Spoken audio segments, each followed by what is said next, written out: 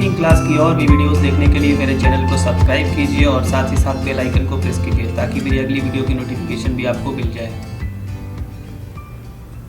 Hello and welcome to the accounting class. आज की video में हम लोग हॉरिजॉन्टल एनालिसिस और वर्टिकल एनालिसिस के बीच में क्या डिफरेंस है इसको देखेंगे। तो चलिए शुरू करते हैं वीडियो। लेकिन इसके पहले हमें ये समझना होगा हॉरिजॉन्टल एनालिसिस क्या होता है, वर्टिकल एनालिसिस क्या होता है। तो पहले इस पॉइंट को समझ लेते हैं, तब इसके बीच में डिफरेंसेस को देखेंगे। देखिए, हॉरिजॉन्टल एनालिसिस जो होता है वो 2 साल के बीच में जो डिफरेंस होता है फिगर्स को, उसको रिप्रेजेंट करता है। जैसे आपके सामने यहाँ देख रहे होंगे कि एक आइटम मैंने लिया है कैश। अब कैश 2019 में 20,000 था और 2020 में ये 24,000 है। इन दोनों के बीच 2 साल में जो डिफरेंस आया है वो है 4,000 का, जिसको हमने एब्सोल्यूट चेंज वाले कॉलम में लिखा है। अब ये 4,000 जो आया है ये प्रीवियस ईयर के यानी बेस ईयर का कितना परसेंट है। तो इस 4,000 को अगर हम देखेंगे तो वो 20,000 का 20% है। इसका मतलब ये हुआ कि 2019 से 2020 में जो चेंज हुआ है कैश में वो 20% चेंज हुआ है। तो हॉरिजॉन्टल एनालिसिस हमारा ये इस तरीके से चलता है ऐसे, ठीक है। जबकि वर्टिकल एनालिसिस आप देखें, हमने फिगर ले रखा है यहाँ पर 2 साल का 2019 और 2020 का। इसमें मैंने करंट एसेट्स लिया है और फिक्स एसेट्स लिया है। करंट एसेट्स 2019 में 20,000 था और 2020 में ये 18,000 है। जबकि फिक्स्ड एसेट्स 30,000 था और 42,000। ये वर्टिकल एनालिसिस है, ये हॉरिजॉन्टल एनालिसिस नहीं है। वर्टिकल एनालिसिस में हम ये 2019 का 2020 से कंपेयर नहीं करते हैं, बल्कि 2019 का ही हम हर आइटम एक टोटल अमाउंट से कंपेयर करेंगे। जैसे यहाँ पर करंट एसेट्स और फिक्स्ड एसेट्स इन दोनों का सम है टोटल एसेट्स। तो ये हर एक आइटम टोटल से कंपेयर किया जाएगा कि वो टोटल का कितना परसेंट है। तो 2019 में हम कंपेयर कर लेंगे करंट एसेट्स को 50,000 से, जो कि टोटल एसेट्स है। वो आएगा 20,000 अपॉन 50,000 इंटू 100 40% हो जाएगा। अब ये 30,000 जो है ये इसका कितना परसेंट है, ये भी इसी तरीके से देखा जाएगा। 30,000 अपॉन 50,000 इंटू 100 ये आएगा 60%। तो ये जो वर्टिकल एनालिसिस है ये ऊपर से नीचे की तरफ कंपेयर किया जाता है। इसमें एक फिगर को टोटल फिगर से कंपेयर किया जाता है। अगर आप बैलेंस शीट का आइटम लेते हैं तो बैलेंस शीट में एसेट्स को हम टोटल एसेट से कंपेयर करेंगे, हर एसेट्स को टोटल एसेट से कंपेयर करेंगे, एक एक एसेट्स। कैश अगर है तो कैश को टोटल एसेट से करेंगे, इन्वेंट्री है तो इन्वेंट्री को करेंगे, रिसीवेबल्स है तो रिसीवेबल्स को करेंगे। एग्जाम्पल के तौर पर मैंने यहाँ पर सिर्फ टोटल में करंट एसेट्स और फिक्स्ड एसेट ले लिया है, अलग अलग आइटम नहीं लिया है। अलग अलग आइटम होगा तो अलग अलग आइटम का परसेंटेज निकाला जाएगा। लायबिलिटी साइड का इसी तरीके से आइटम जो होगा वो टोटल लायबिलिटीज से कंपेयर होगा और उसका परसेंटेज निकाला जाएगा।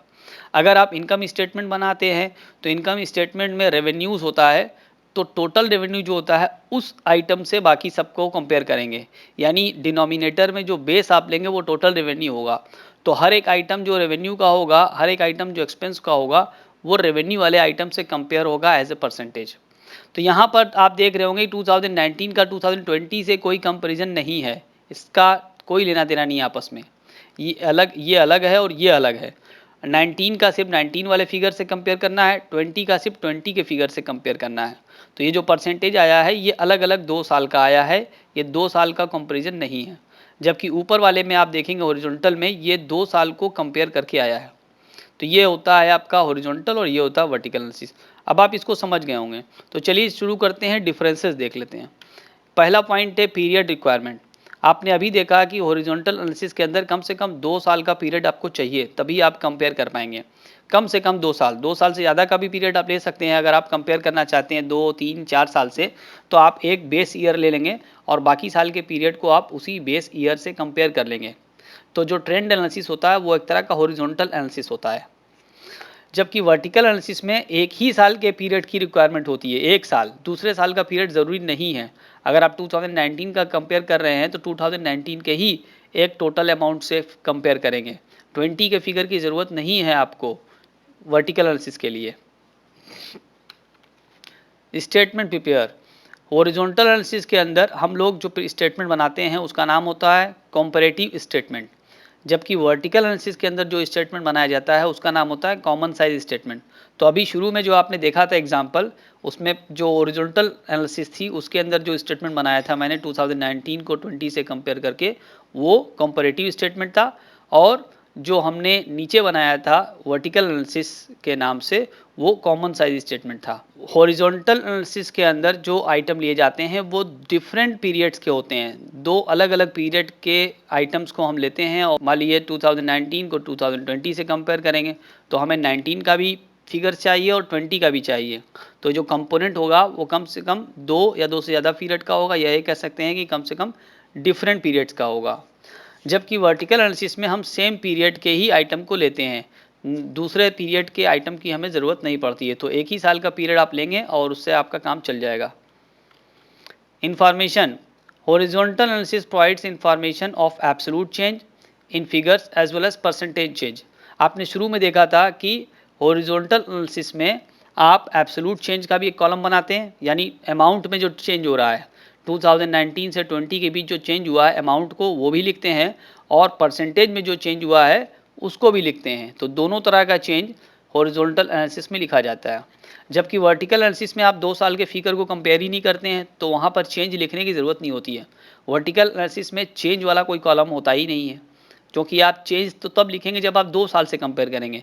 यहाँ पर कोई 2 साल से कंपैरिजन नहीं होता, बल्कि यहाँ पर सिर्फ एक आइटम का टोटल आइटम से कंपैरिजन होता है और वो होता है परसेंटेज। तो किसी एक आइटम को जब हम दूसरे बड़े आइटम से या टोटल आइटम से कंपेयर करते हैं तो उसको परसेंटेज में कन्वर्ट करके लिखा जाता है।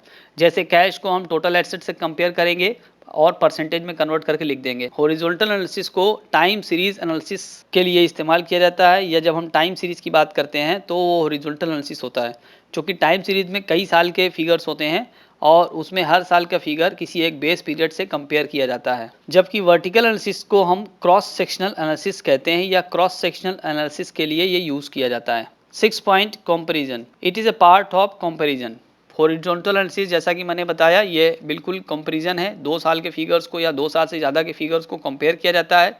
जबकि वर्टिकल एनालिसिस कंपैरिजन नहीं है, लेकिन it is a step towards comparison, यानी ये कंपैरिजन की तरफ बढ़ता हुआ एक कदम है, यानी इसकी मदद से आप कंपैरिजन कर सकते हैं। वर्टिकल एनालिसिस 2 साल के वर्टिकल एनालिसिस आप कर लें, 2 साल के आप कॉमन साइज स्टेटमेंट बना लें, तो 2 साल के कॉमन साइज स्टेटमेंट को कंपेयर किया जा सकता है।